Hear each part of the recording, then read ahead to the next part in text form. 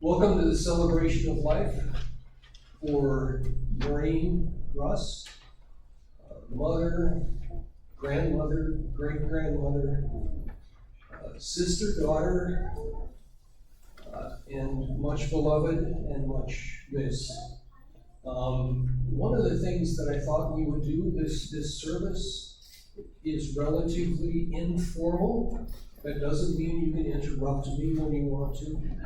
But one of the things we wanted to do is introduce Noreen's grandchildren and great-grandchildren just very briefly so that you at least get a chance, if you haven't yet, to associate them with one or another of her children.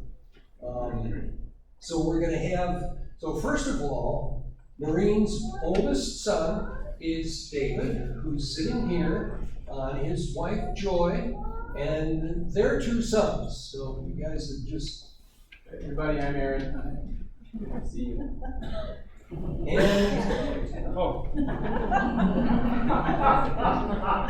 Caleb's partner and daughter.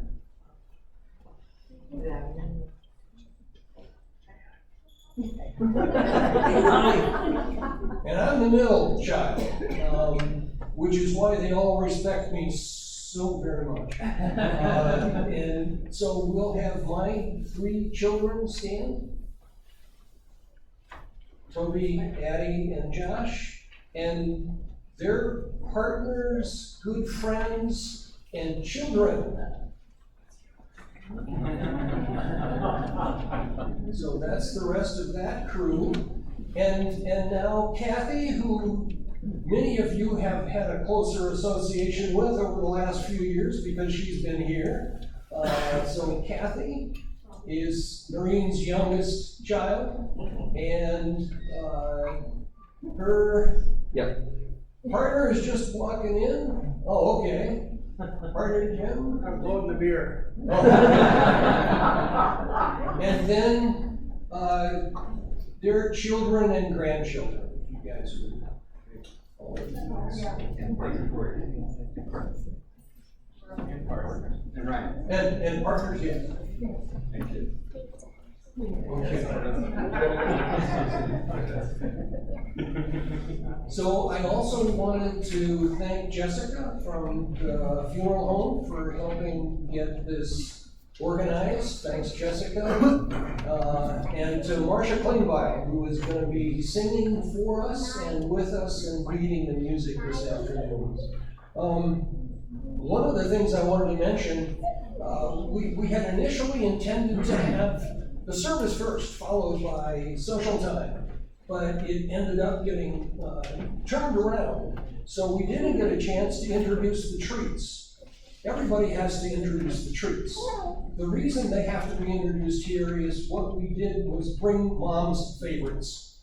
Anytime anybody went to Mom's house, children, grandchildren, great-grandchildren, she had archway cookies, which are harder to find now than they were then. Rice Krispie squares, and the ones we have now are courtesy of Hannah. Thank you, Hannah. And Jamal. Pardon? And Jamal. Oh, and Jamal. Thank you both. And then left side. If you haven't had a chance, you should take a read on the left board up there. So what we are going to do next is Toby is going to read Noreen's obituary. It's a longer than usual obituary, but I think it tells a really powerful story.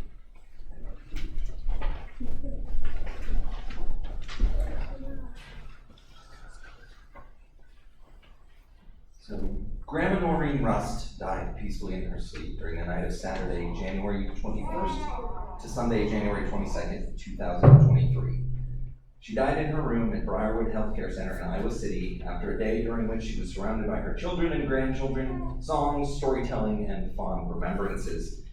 Noreen lived in Estherville, Iowa from 1953 to March of 2020 when she moved to Longhouse, Northshire in Spencer, Iowa. She moved to Iowa City in November of 2022. Noreen was born on November 24th, 1926 at Dallas, Wisconsin to Henry Wall and Tilda Arneson Wall and baptized as Leona Noreen Wall at Dallas Lutheran Church. She stuck with the Lutheran Church for her whole life, but she only stuck with the first name Leona for a brief time. When she was just 5 years old, she persuaded her daddy to bring her to the Barron County Courthouse and officially change her name from Leona Noreen to Noreen Leona, displaying a quiet determination that was one of her hallmarks. Noreen shared her family's small dairy farm, an idyllic trout stream, and a swimming pool with one older brother, Hillman Knoll, and 3 sisters, Gilberta Elaine, Shirley Ann, and Peggy Jean. Her parents, brothers, and sisters all preceded her in death. After graduating from Barron, Wisconsin High School in 1944, Noreen worked as a bookkeeper for Barron Motor Supply Company until she met Bennett Rust. Noreen and Bennett were married in March 1946 in Almena, Wisconsin, and lived in Dallas, Rio, Poskin, and Milwaukee, Wisconsin. Bennett and Noreen farmed rocks, according to Bennett, by Lake Poskin until Bennett got a job as a federal meat inspector in Milwaukee, where Noreen worked at a Sears store. When they moved from Milwaukee to Esterville, they built a house where they lived together until Bennett died in 2010. A half-century after the move, Noreen came out of retirement to serve a 13-year stint as a bookkeeper at Motor Supply Company in Esterville. When Bennett died, Noreen stayed in the home and continued to enjoy walking outside, working in her garden, tending many indoor plants, and keeping a spotless house. When her health would not allow her to continue her outdoor activities, her neighbors, often Walt and Lois Jensen, stepped in to help. She also continued her routine of getting her hair done every Friday by Karen Phillips at Hair Biz, and her house cleaned by Marcia Klingbeil and Sally Bomer, who made sure she was doing okay. During her 67 years in Esterville, Noreen was a faithful member of Emmanuel Lutheran Church. She taught Sunday school and Saturday school, confirmation, for several years, and her Saturday morning 3-hour class included more than 30 kids, some of whom were not especially happy to be there. She again demonstrated her quiet and unflappable determination. She and Bennett were active in choir and in church groups, where she often got tapped to be secretary, treasurer, and in the PTA. In her later years, she rode to church every Sunday with Doris Klingbeil. She and Bennett encouraged their children in music activities, and she taught herself to play the piano. In her 80s, she learned how to use a computer and became active on Facebook. She was an avid reader and checked several books out of the library every week. Her great gift to all of us was her ability to stay connected and to help others stay connected. If you're an uncle, aunt, cousin, niece, nephew, child, or grandchild, she wrote letters, sent cards, called, sent emails, and visited. She would often bring us up to date about what was happening in the lives of far-flung and some near-flung relatives we were not in touch with. If you had a birthday, you got a card. She upped her connectivity a notch when the opportunity arose for her to provide daycare to grandsons Corey and Nathan for several years. Noreen is survived by 3 children, David, Joy Smith of Iowa City, Michael, Kimberly Herbeck of Turtle Lake, Wisconsin, and Kathleen and Jim Benz of Spirit Lake, Iowa, and Mesa, Arizona. By 9 grandchildren, Aaron Russ and his wife Nadia Zacks of Berkeley, California, Caleb Smith and his partner Devin Zeke of Iowa City, Corey Meehan and his husband Daniel Lynch of Minneapolis, Minnesota, Nathan Johnson and his wife Jennifer of Mesa, Arizona, Toby Rust and his wife Arus of Glendale, California, Abby Rust and her partner Joe Warner of St. Croix Falls, Wisconsin, Joshua Rust of New Richmond, Wisconsin, Ryan Benz and his wife Alexandra of Lake Bluff, Illinois, and Adam Benz and his husband Jorge of Belmopan, Belize. Noreen is also survived by 13 great-grandchildren. Noreen's family sends a special thank you to all the staff at Longhouse Northshire. Words alone cannot express how grateful we are knowing you took excellent care of her before, during, and after the pandemic.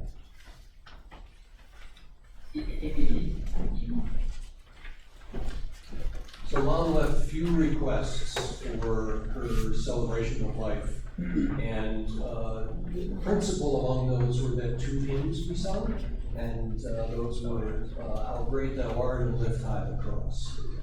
So Marcia Klingbeil will now sing the verses, and we will all join in on the chorus for How Great Thou Art.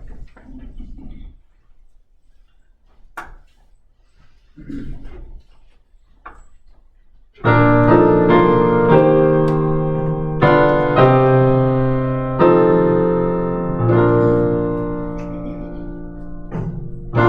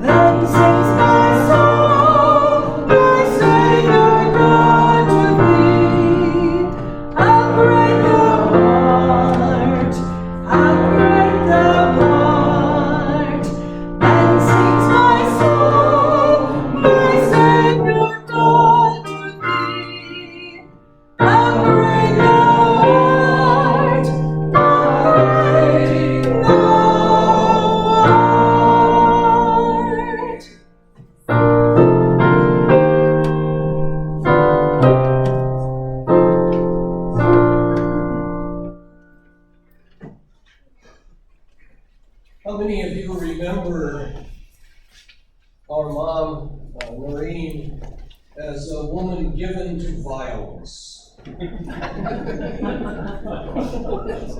Doesn't sound like it struck a chord. There was a time, Carson, I was about 10, like you. I was on the basement stairs. I don't remember what I did, but it pushed Mom over the edge. And she hauled off and whacked at my face, and I ducked. She missed completely. And I felt so bad and guilty, not for what I had done, but for ducking the slap, that I stood up and offered my face, and she declined. And never before and never since. It was not as though we sat around the dinner table as a family talking about the great themes of life. We didn't talk about politics, heaven forfend. We should talk about politics. We didn't talk about really much of anything of substance. I'm not even sure we did talk. Maybe her daddy Henry's influence kept us from all talking. But I do remember that I had an appreciation for a passage in the Bible that I thought fit my mom. And I thought of that again as we prepared for today. 1 Corinthians 13. If I speak in the tongues of men or of angels, but do not have love, I am only a resounding gong or clanging cymbal.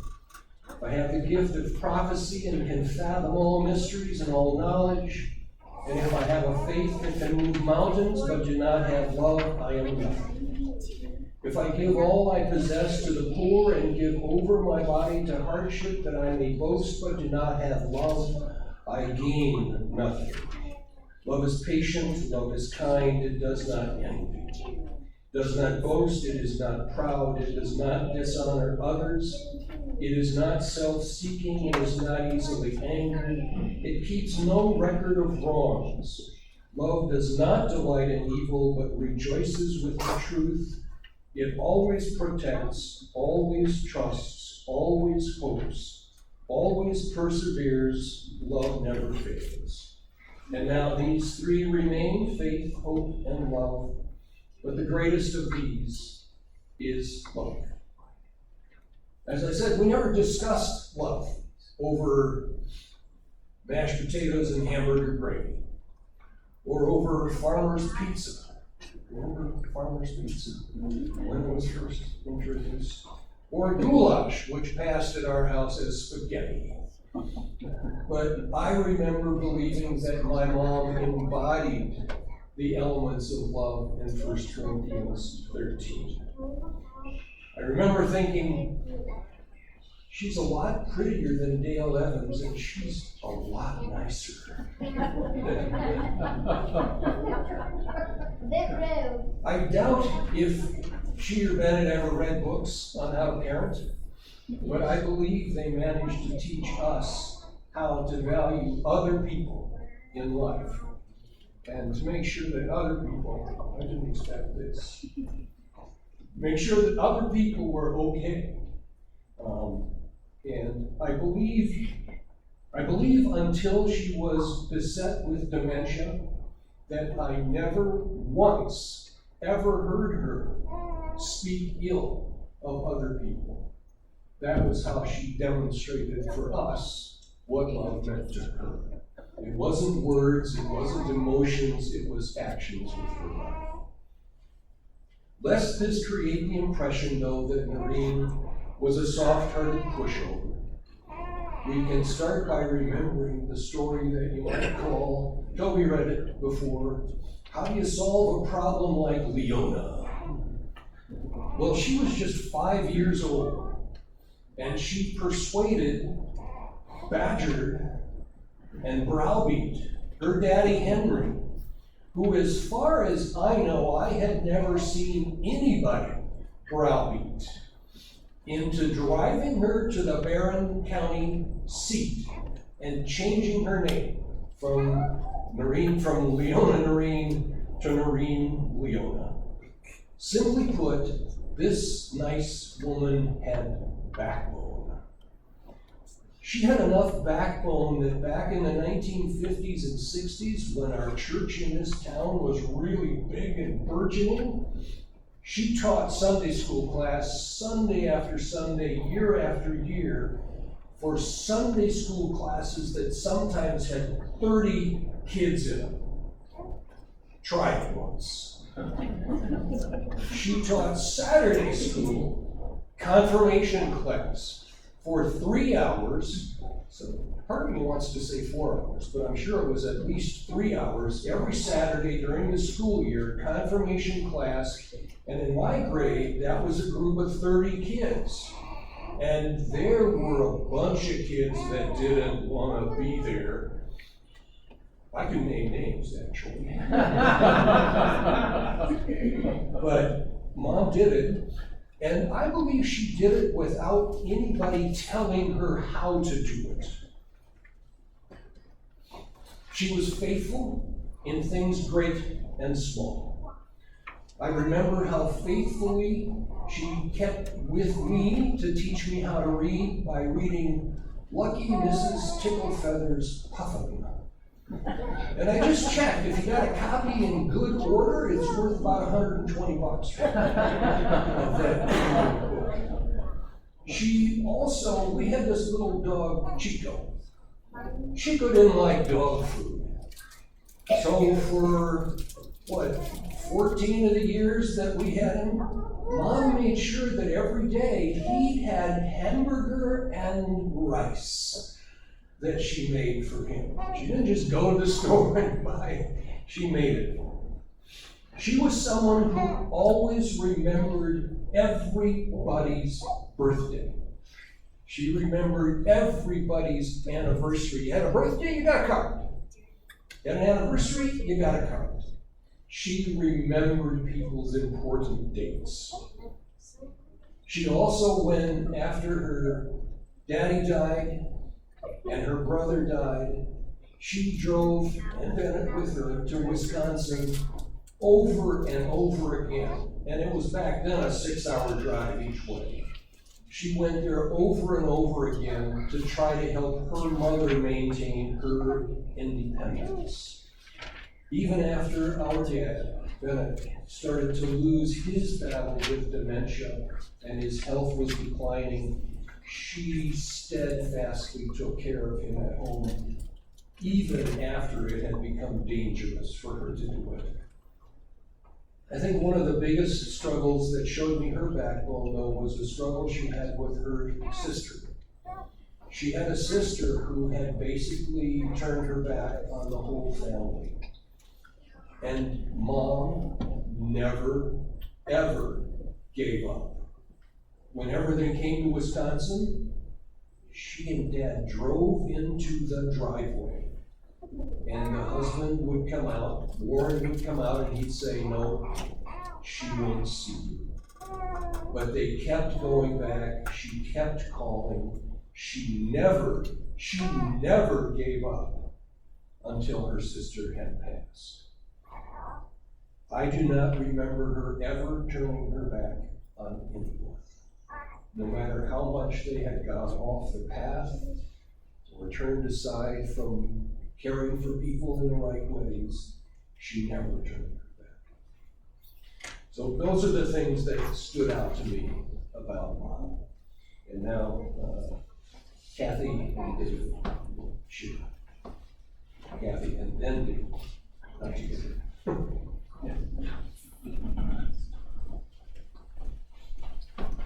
Oh, I get to follow that. Anyway, I second everything he said, Michael said. But we were lucky. We grew up in a home where we had our own fresh vegetables. And I think you saw the garden, her gardens and some tomatoes in there. And, we could go out there and pick them. I mean, that's kind of lucky to get to do those things. And she spent more hours than I could count outside working, tending her gardens and stuff. And the grandkids all got to partake in that. She also did something every Friday that I thought was actually a treat being done for me because I liked cherries. She made cherry cobbler for supper, dinner, every Friday night, year after year. And I always thought it was for me, and I would make sure I was home in time to have cherry cobbler.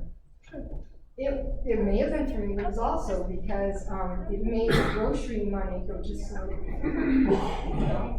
and it wasn't a bad meal. She, probably the most important thing she taught me was what Michael touched on. Remember those that fall, okay? I got you, it's gonna be me. When I was little, I was less than 5, I was running across the kitchen floor. I had a glass jar, not the time I fell down the basement stairs, another time. And it shattered into a lot of glass shreds, and back then it wasn't safety glass. And so Mom said, well, pick it up, you know, and back then we didn't have plastic bags and waste baskets. We maybe had a waste basket, and maybe we had the paper bag in the grocery store in the waste basket. So it was not as easy as it is now. So I went and got the whiskers in the dustpan, and I scooped it up like this, and she helped me, because I was little enough, she was afraid I was gonna throw it all on the floor. We got it in there. And then I went like this, I'm done, you know, and put the bag in the waste basket. She said, you done? I said, yeah. No, you're not. She said, are you gonna be here when they come and get our garbage in the morning? Who's gonna tell them that there's glass in there, broken glass? And I went, not gonna be me. And so what we did is she said, go get a rag. So I went and got a rag, because we didn't have paper towels to speak of then. You know, maybe those, I don't know what they call those wipes that you could use, like a chamois that you could use over and over again. She said, get a rag, so I got a rag from the closet door in the breezeway. And we wrapped up all these glass shards in that rag, and then she said, well, we gotta do something else. So Dad had whatever fancy tape he had downstairs, I don't know what it was. We taped that all up, but yet that still wasn't enough. She went back to the cupboard in the breezeway, and she got one of those little brown bags that she'd get stuff in, and she stuck it in there. And then she wrote on it, broken glass, okay? And then it went back in the bag. You know, I mean, that's a big wow. But that taught me a lot, and I use that as I move forward, at least I try to. And another thing she did is she was an avid reader. I mean, if you could take all the books she ever read, you'd fill multiple houses. And many she read 3 times, which she couldn't remember if she read them the first and second time. And so anyway, she had read enough, and she watched the right type of TV programs, documentaries and biographies and things, that everybody wanted her on your 20 questions tape. Because she knew the most remote answer to a question that place you'd never ever heard of. And she did it right. She also, and Ryan can attest to this, she was very good at Scrabble, wasn't she? Yeah. Yeah. I've seen her maybe. Yeah, she was good at it. You're right. She was very good. And then another thing she did, this is to touch on her remember those that follow. When she went to the library, she would take the book and she would look at the inside to see if she read it or not, okay? But then she realized that, you know, there's probably a better way I can do this. And also, a lot of the times there was someone waiting for her because they'd given her a ride. When she finished the book, can everybody see that little teeny little circle up there? Right there on the fingernail? Okay. Every book she read for the last, what would you say? 10 years of her life, 5 years of her, 10, yeah, 7, 10 years. James agrees, okay. She put a little mark here. Yeah, that's the great grandson there. She put a little marker here so that it saved time, and it didn't deface the book. It was done in pencil, and it was very tiny. You know, most people would miss it, okay? She put it here, here, here, or here. And I went to the library in town about 2.5 months ago, something like that. And I tried to find enough books for every grandchild. And we did. There were books marked like this. And luckily for us, they were books that were being taken off the shelf anyway because they used their age up. And long story short is, her little mark was nothing compared to what other people would do to these books. I can't tell you how many, I hope I'm not insulting anybody here, but they would take and make it big with an red ink pen and make a big check mark, okay? Or else they put their initials on. Whatever, but the thing of it is I think it's a lot more respectful to do this to everybody. And so I thank her for that, and I think that's probably the best lesson she gave me. That and to remember to be kind, you know, and tender. So anyway, I think that's really all I have to say, other than that, rest well, Mom. Your work is done. Thank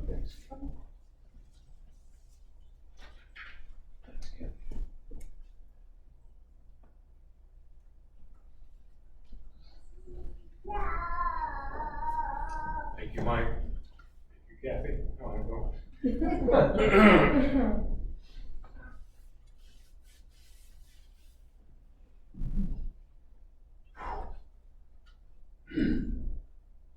In the last few years, I spent more time with Mom than I had in a long time.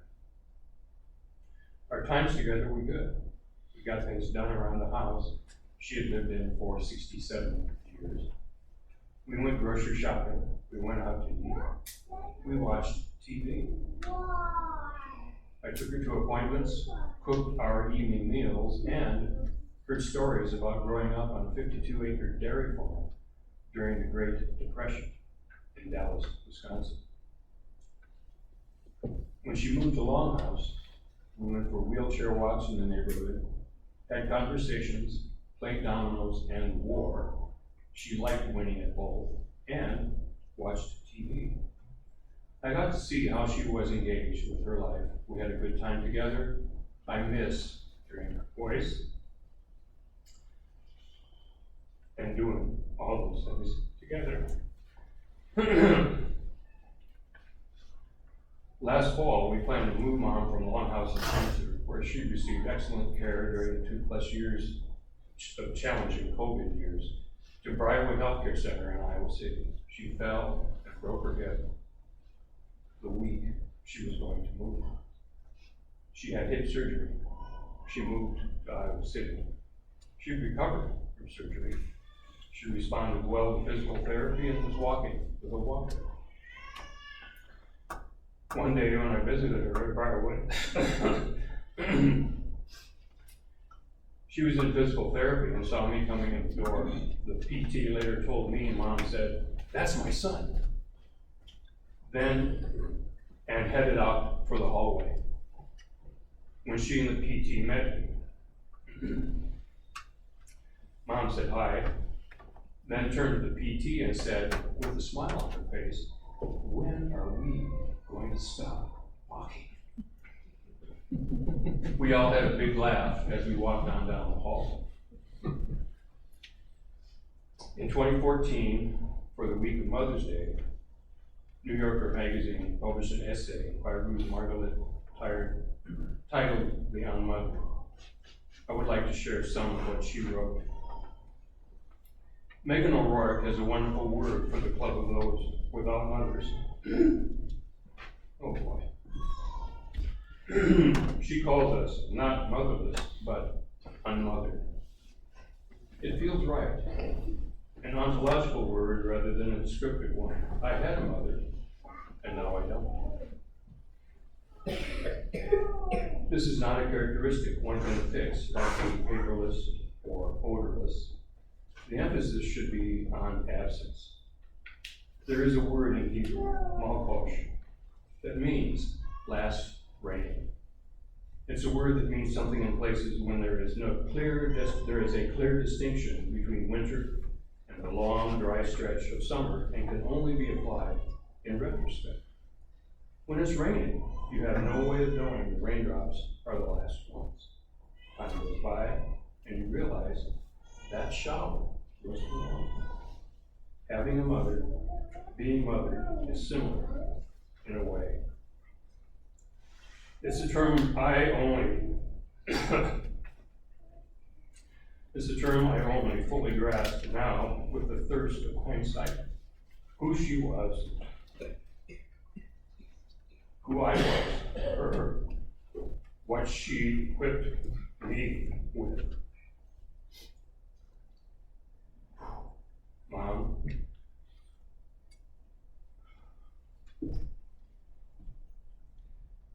they say no one truly dies until their name is spoken for the last time. Noreen, we will say your name.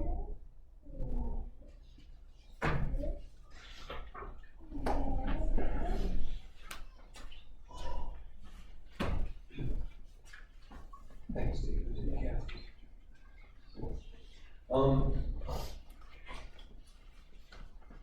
Mom's sister Peggy wrote poems in addition to making beautiful paintings.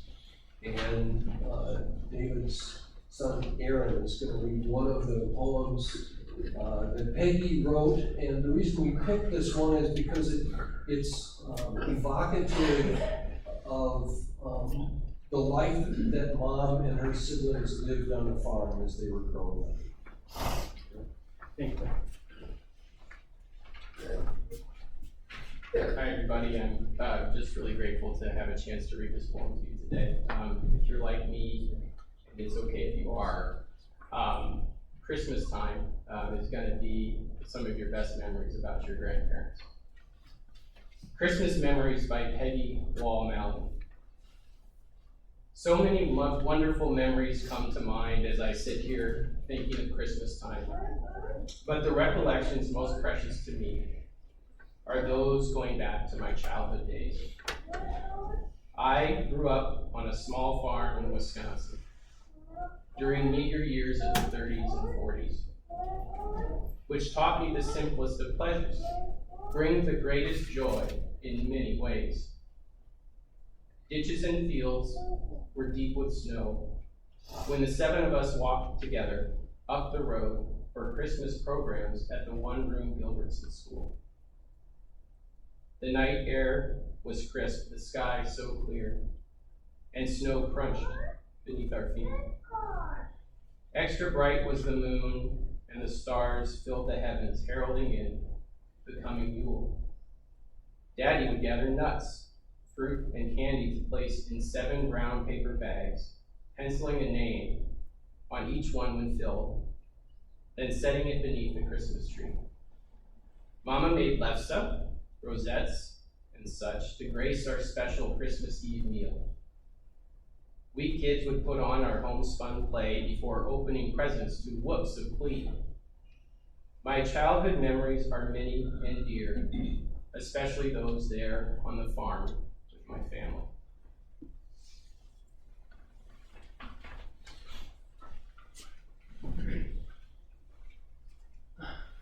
Thanks, Aaron.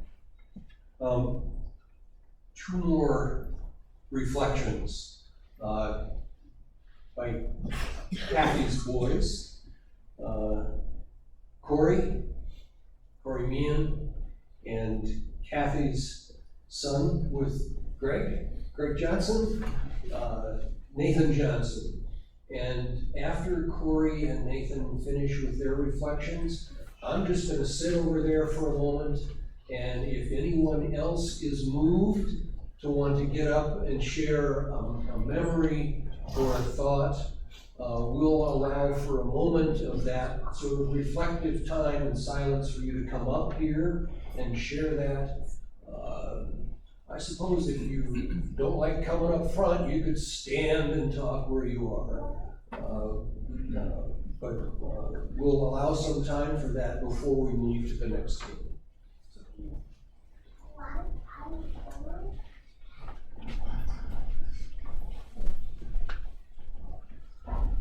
Thank you everyone for being here. I wasn't sure exactly how much to mention Grandpa Bennett, but they loved and cherished each other so much. and it feels like they waited so long to be together again. And for that, I'm truly very happy. For me, when I was very young, it was evenings and overnights with grandma and grandpa from time to time.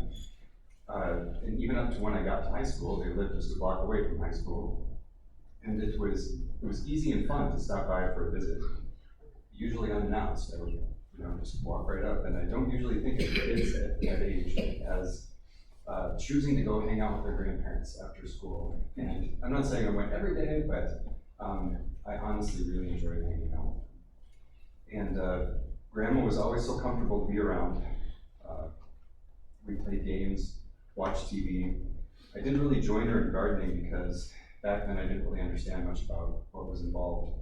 But I can tell that she cared for the garden and for her home and her family, and that her effort was rewarded in many, many different ways. And I didn't understand the details, but I just look back on those times and I just remember seeing and feeling and experiencing the results. As I got older and I played more outside and tried to help out in the shop with Grandpa, Grandma always had a meal or a snack or a card game or a dice game ready to go. For cards, it was usually like gin rummy or Uno. For dice, we played something called Zap. I don't even know. I think now it's called like Old Purple or something like that. Yeah. And you guys remember the scorecards, very organized, very competitive, lots of fun. And as I got older and got more into tennis, what really struck me was she was content to just sit there and watch with me.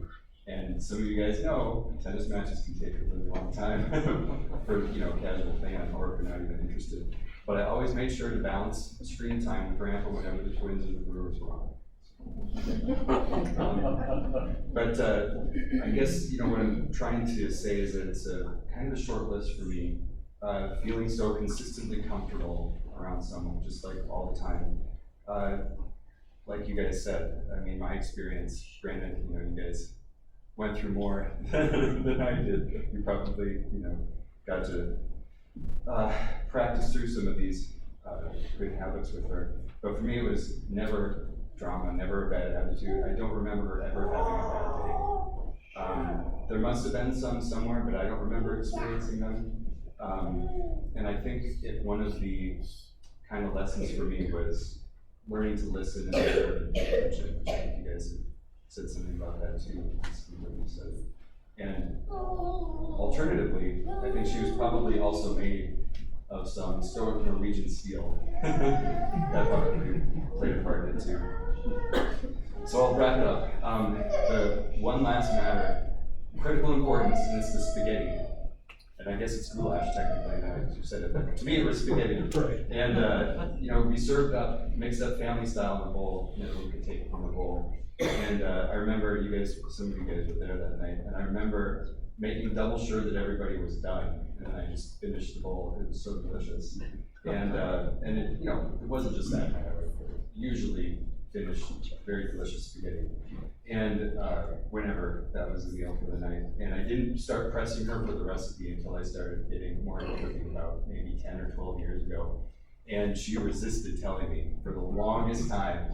And I was like, okay, what am I going to do here? I'm going to change my tactics.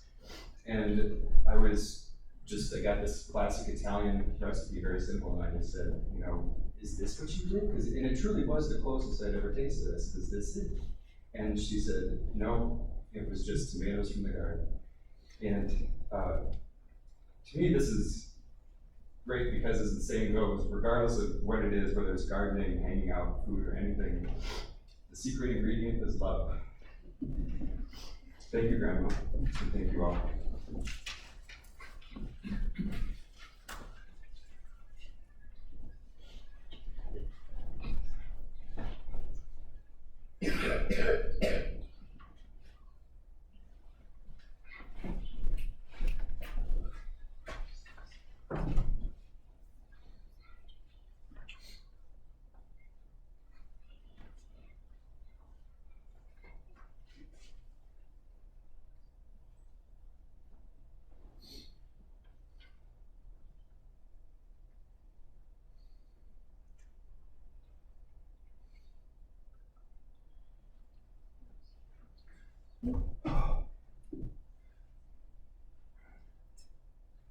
My name is Nate Johnson.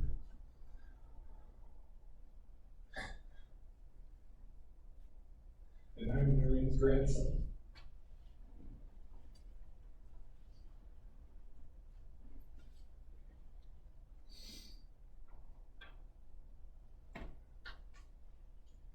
In creating my remarks for today, the title, A Time for Youthfulness, naturally emerged.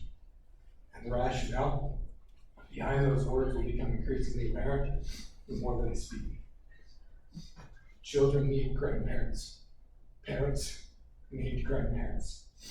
And society needs grandparents. And while that's always been true, it is perhaps more pertinent today, as it is not only commonplace for both parents to work, but commonplace for both parents to be overworked or to allow themselves to be overworked. Grandparents provide our children with attention. Grandparents provide children with care. Grandparents provide our children with affection. And grandparents help their children transition into a new chapter of life again and again. I have the fortune of spending a good portion of my youth in the attention, care, and affection of Noreen. And while I've always been fond of those times, I've increasingly come to cherish those experiences after having children of my own and seeing my mother become a grandparent now 6 times over. And in remembrance of Noreen, I thank you.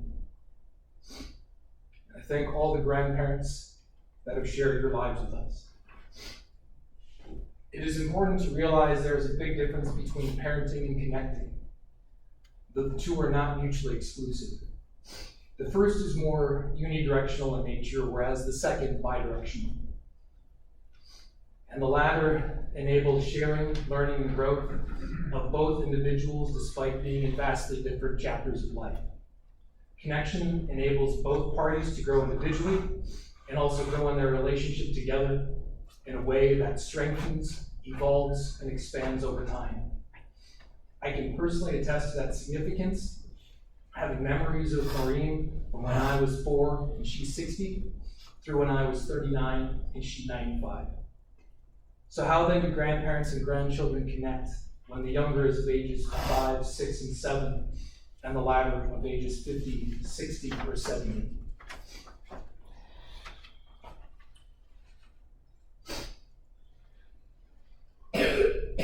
Noreen connected with me by being truly there at countless tennis matches and swim meets.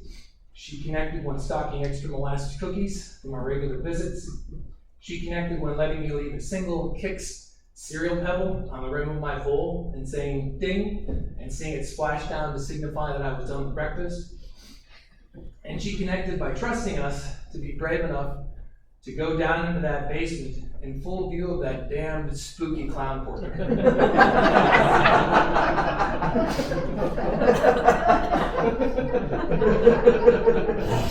Noreen connected by taking us gardening, and she connected by teaching us music. She connected by posing with a beer and a cigar in front of the lakeside with us.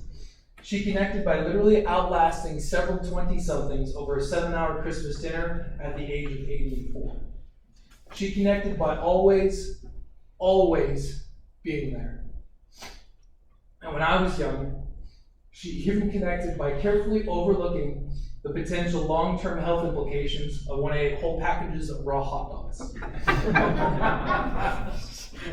She connected because she understood and also felt the power of being youthful. Noreen effortlessly fostered that connection by being youthful alongside me and also with me. And in that youthfulness, we grew to understand each other, appreciate each other, and love each other despite decades of separation. And this continued between us for 4 decades as we burned down our available time together. The concept of time is interesting. We all use it at the same rate, regardless if it's a second, a minute, or a year. We only have so many moments available to us, and we must choose to find them, and we must choose to use those that we have. We must both allow for and also create those moments. of connection, because in aggregate, those moments make up our lives. In reflecting on a common saying, do you remember the time? When you hear that, it is important to realize a person is not just recalling the circumstances of that moment, more so they're recalling the feeling of being in and in sharing that moment with you, and in that connection with you and between you. I remember a time when Grandma taught me that, and I remember the times that we played it endlessly. I remember the time that she saw me wrestle and saw me sing. I remember the times we tried to make lefse and realized it was far easier to buy it. I remember the times she put little handwritten flags in the lefse to signify it was butter, sugar, or cinnamon sugar. I remember the times she taught me to first mix the cinnamon and sugar together before you apply it to the lefse. I remember the time she spoke through the entire family Rolodex before getting to my name. I remember the times we spent together after school. I remember the times we spent discussing birds, and I remember the times we spent watching the squirrels in the trees outside our window and giving them names. And in writing this, I couldn't help but smile and feel a sense of warmth when noting the phrase, I remember the time, for me became so easily, I remember the times, because Noreen was so incredibly consistent, so incredibly solid, and so incredibly present for all of us, always. In each and every one of those moments, she was youthful. Her age never presented a barrier to connection with any of us. And when you share in that youthfulness, in that moment, during that connection, it is then that we find the time, the most precious and irreplaceable resource to humanity, melts away like a springtime snowflake in your hand. And the only thing that remains is pure warmth. If you ever find yourself disconnected from others or from yourself, or if you're feeling lost, I've found that being youthful and in sharing that youthfulness with others is the gateway, the trailhead, or the waypoint on my own journey to loving myself again and allowing myself to love others. And on that complex journey to healing and self-discovery, it's hard to make progress if you don't know where to start. It's hard to find where to start if everything's obscured from view or if you put up barriers. It's a lot like a hedge mage, but you don't know. You know it's going to be challenging, and even if you're prepared to confront the challenge, you lack a starting point to enter that maze. And for me, youthfulness was my opening. Youthfulness was my starting point in recovering myself. Now is the time for youthfulness. Always is the time for youthfulness. And I forgot that a very long time ago. I overlooked it. I lost its importance. The gift and value of youthfulness extends to all of us and in all ages in life. And if you look at youthfulness closely, at its core, youthfulness is not about just connecting with our children. It's about connecting with each other, and it's about connecting with ourselves. Because at the core of youthfulness lies something far simpler and yet far more majestic. And in that, Noreen shone bright in every day of her life. And that is simply be.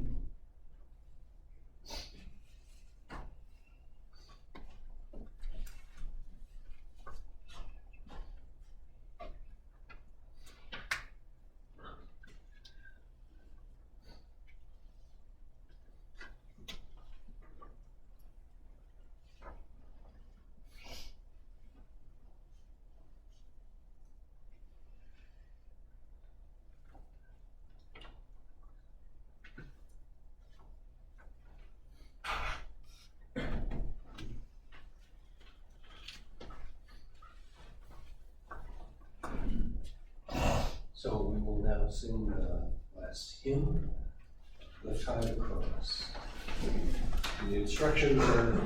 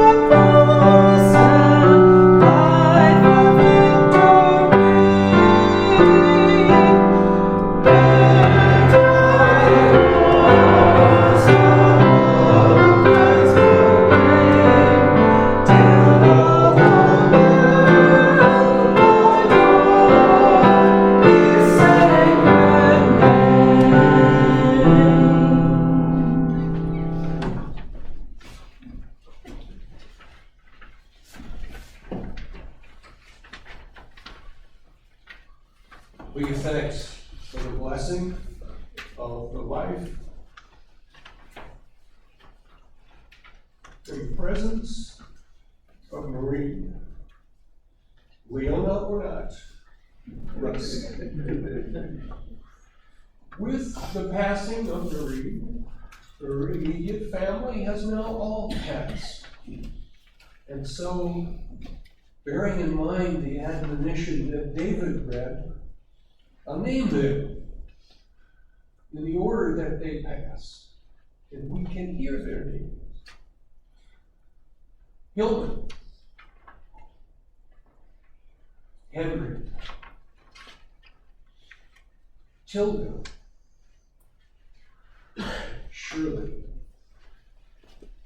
Gilbert, and together with me, Noreen. And so we remember her. Thank you all for coming.